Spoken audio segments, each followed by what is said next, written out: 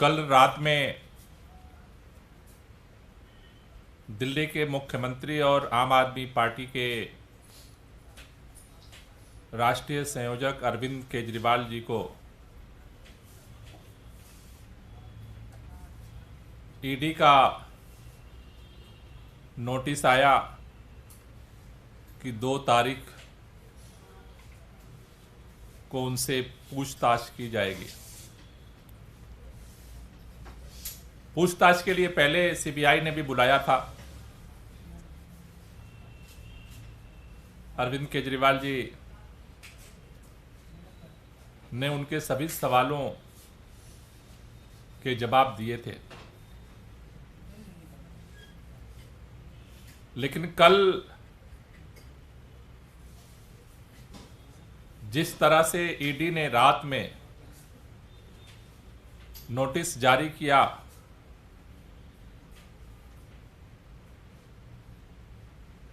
वो इस बात को दर्शा रहा है कि सभी सवालों के जवाब देने के बावजूद भारतीय जनता पार्टी का जो केंद्र की सरकार का जो आम आदमी पार्टी को खत्म करने का मिशन है, वो अरविंद केजरीवाल जी को गिरफ्तार किए बगैर पूरा नहीं होने वाला। और इसलिए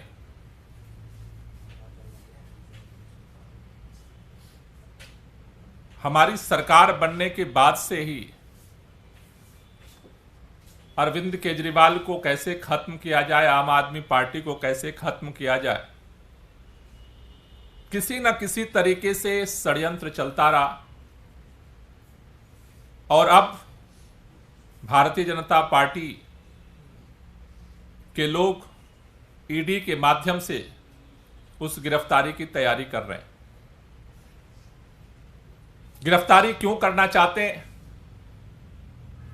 भारतीय जनता पार्टी के नेता जोर जोर से चिल्ला रहे हैं, कल से ही बोल रहे हैं कि सुप्रीम कोर्ट के अंदर मनीष सिसोदिया जी को लेकर के जो सुप्रीम कोर्ट का फैसला आया है, उनकी जमानत निरस्त की गई है, इसलिए अब अरविंद केजरीवाल गिरफ्तार होंगे। कह रहे हैं सुप्रीम कोर्ट ने जो टिप्पणी की है, इसलिए अरविंद केजरीवाल अब गिरफ्तार होंगे।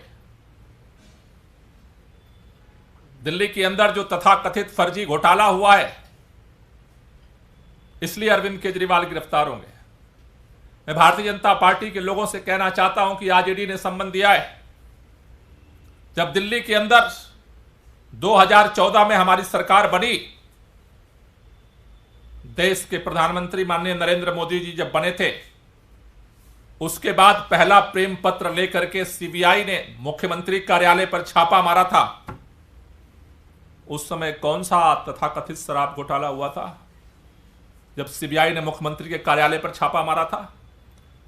दिल्ली सरकार के सभी फाइलों को सुंगली कमेटी बना करके जब्त कर लिया गया था। 3 महीने तक दिन रात जांच हुई थी फाइलों की। एक एक पन्ने को लेंस लगा करके छाना गया था। उस समय कौन सा शराब घोटाला हुआ था? सीबीआई ने जब मुख्यमंत्री के कार्यालय पर छापा मारा तो क्या निकला? आम आदमी पार्टी खत्म नहीं हो गई। सुंगलू कमेटी ने 3 महीने तक लगातार दिन रात बैठ करके सिविल लाइन में एक एक फाइलों के एक एक लाइन को पढ़ा, खंगाला। उससे आम आदमी पार्टी खत्म नहीं हो गई। दिल्ली के अंदर जब दोबारा ऐसा लगता था भारतीय जनता पार्टी को कि एक बार लोगों ने गलती से आम आदमी पार्टी की सरकार बना दी, 70 में से 67 दे दिया, जिसे इत्तेफाक भारतीय जनता पार्टी के नेता कहते थे कि इत्तेफाक है। बाई चांस केजरीवाल को लोगों ने मुख्यमंत्री बना दिया।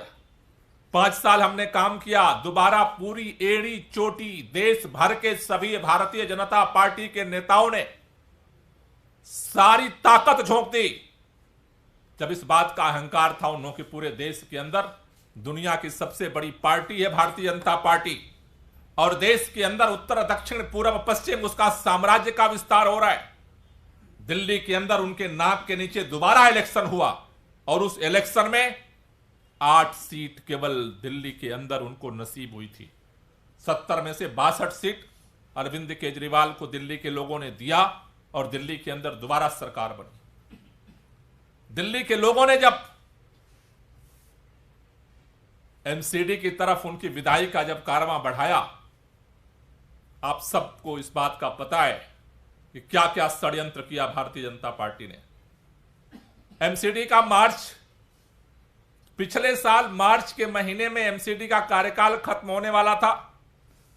चुनाव आयोग ने प्रेस कॉन्फ्रेंस बुलाई कि एमसीडी के चुनाव की घोषणा होनी है।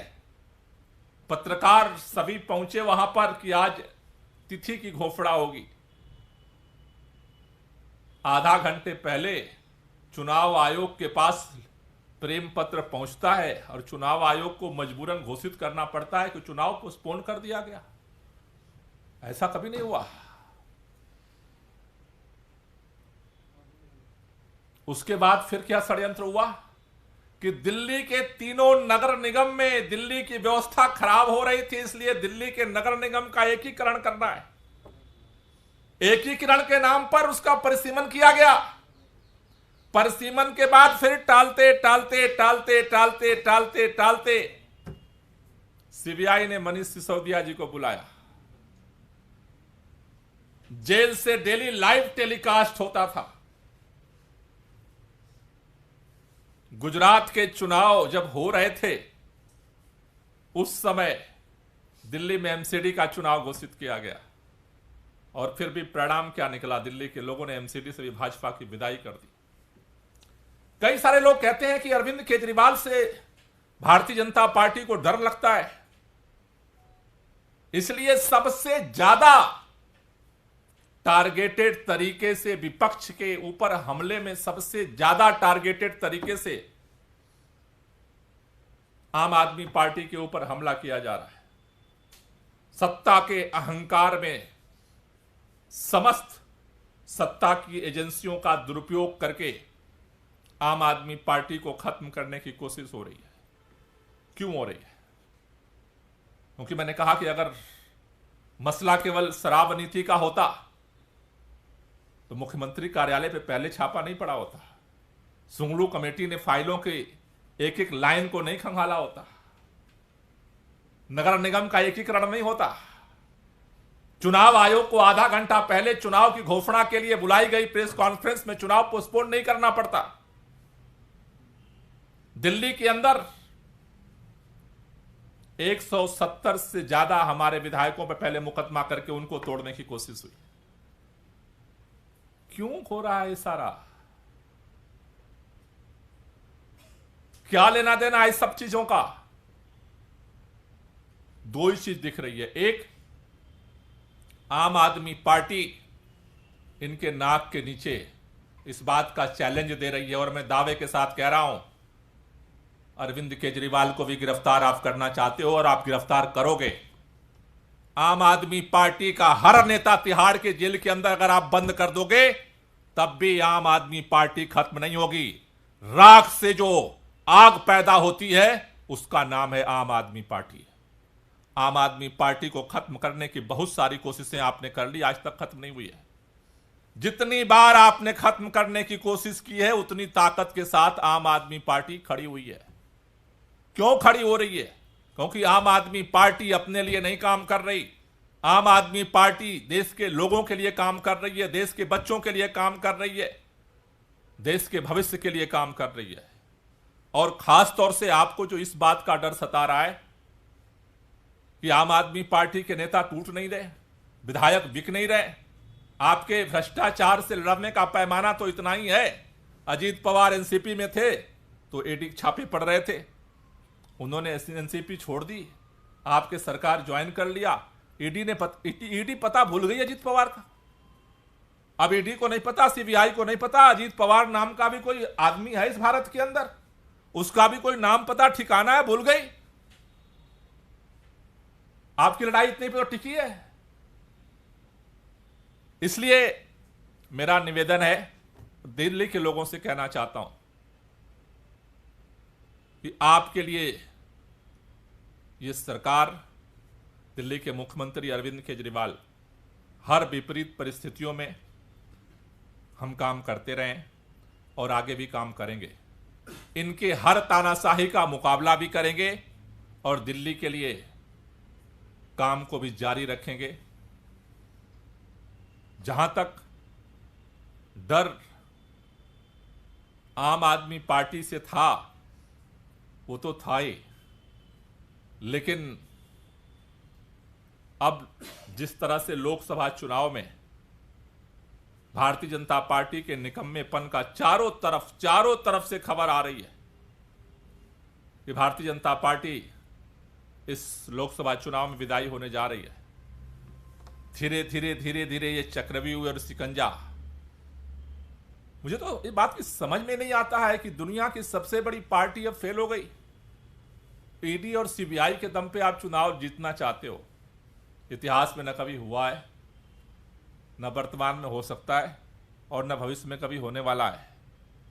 ईडी और सीबीआई से लोगों को आप परेशान कर सकते हो, पराजित नहीं कर सकते।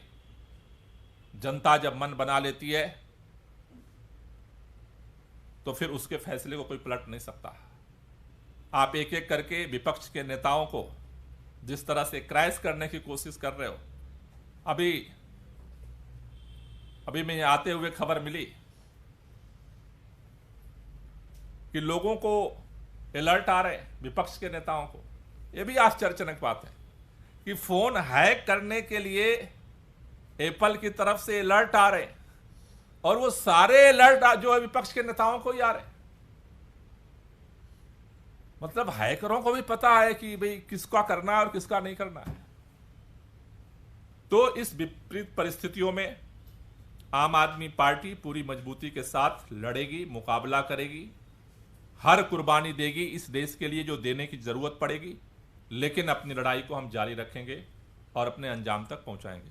Thank you. विपक्ष की बात है, लेकिन मुख्यमंत्री के ओएसडी को भी आया है और आपके सांसद हैं उनको भी आया राघव चड्ढा को भी। नहीं, वो तो सबको आएगा, वो तो सबको आएगा। जब पार्टी को खत्म करना है तो तो सबको आएगा। लेकिन सर, जिस तरीके से आप लोग कह रहे हैं, ये मैसेज है कि वो स्टेट स्पॉन्सर्ड अटैकर से, मतलब जो मैसेज दिखा है सबको मैसेज आ रहा है, उसके ऊपर लिखा है स्टेट स्पॉन्सर्ड है। तो स्टेट स्पॉन्सर्ड हैं और सारे विपक्ष वाले हैं, तो विपक्ष वाले स्टेट तो उनको हैक कर नहीं रहा है, तो सत्ता पक्ष कर रहा है और वो दिखा रहा है। एक हर चीज में ये चीज दिख रही है। इतना डर कि आपने मतलब तानाशाही की हर हदें ही पार कर दी हैं। लेकिन सर, जिस तरीके से आप लोग कह रहे हैं कि अरविंद केजरीवाल की गिरफ्तारी तय है, तो अब सरकार से सवाल लोग ये भी पूछेंगे कि सरकार फिर काम कैसे करेगी। आप पार्टी के मुखिया अगर अंदर हो जाएंगे तो पार्टी कैसे काम करेगी, इस पर आपका क्या कहना है? आजादी की लड़ाई के दौरान बहुत सारे नेताओं को अंग्रेज जेल के अंदर बंद कर देते थे, उससे आंदोलन खत्म नहीं हो गया। तानाशाह जब सत्य की लड़ाई लड़ने वालों को जेलों में बंद करने लगे तो समझो कि तानाशाह के अंत का समय आ गया है, सत्य के पराजित होने का समय नहीं है वो। Thank you.